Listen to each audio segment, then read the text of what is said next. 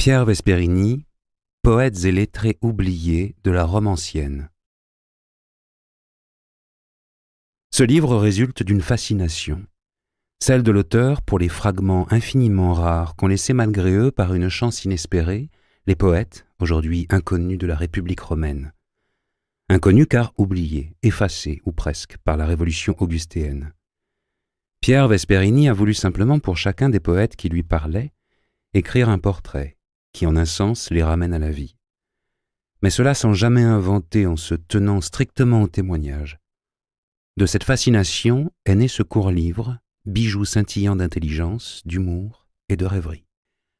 D'après le philosophe Onésicrite d'Égine qui avait été le disciple de Diogène le chien, et qu'Alexandre envoya auprès des gymnosophistes de Taxila dans le Pendjab, avant d'en faire le capitaine de son navire lors du voyage sur l'Hydaspe et l'Indus, Aristote avait offert à Alexandre une édition de l'Iliade qu'il avait établie lui-même, et Alexandre ne s'en séparait jamais. Il la connaissait par cœur. Le jour, il la discutait avec Callisthène d'Olynte, neveu d'Aristote, et Anaxarque d'Abdère. La nuit, il la gardait sous son oreiller avec son poignard. De ce respect, de cette vénération pour Homère, témoigne également l'histoire suivante, rapportée par tous les historiens qui sont les plus dignes de foi.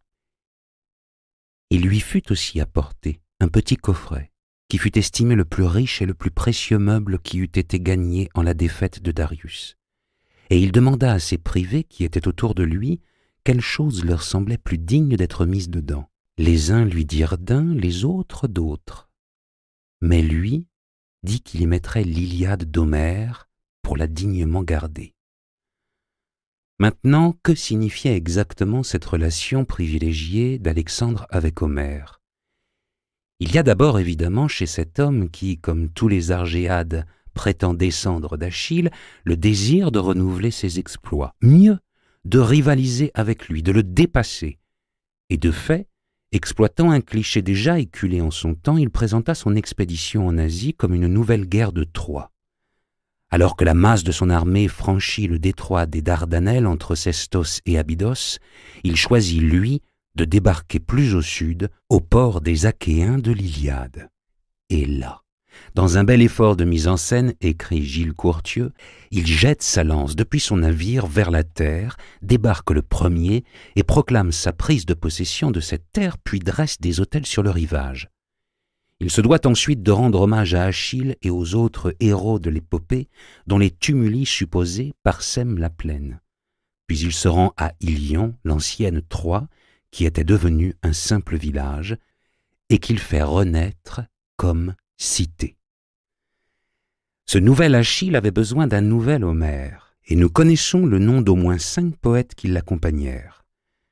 Mais comme l'écrit Caméron, leur nullité entra dans la légende.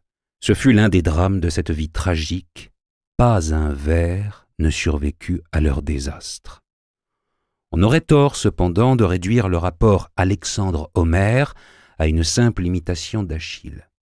Elle était incontestable et cette imitation fut à son tour imitée.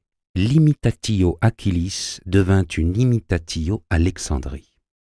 Des Diadoques aux Sévères et à Julien l'Apostat en passant par les grands généraux de Rome, Sylla, Pompée, César, Germanicus, etc. Tout aussi incontestable le narcissisme dont elle émanait et qui vira bien vite à la mégalomanie. Mais la possession du monde entier qu'Alexandre avait été demandée à Zeus Ammon dans l'oasis de Siwa était inséparable chez lui d'une réelle soif de savoir. Plutarque écrit qu'il avait par nature le goût du savoir, philologos, et le goût d'apprendre, philomathès. C'est la définition standard du jeune homme bien né et de bonne éducation. Mais il ajoute un terme beaucoup plus rare. Il était fou de livres, philanagnostes. Le mot n'apparaît que cette seule fois dans tout le corpus de Plutarque, où les portraits de héros lettrés ne manquent pourtant pas.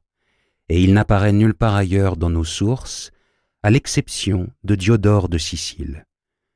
Plutarque a donc choisi un mot extrêmement précis qui relie immédiatement Alexandre au monde des livres.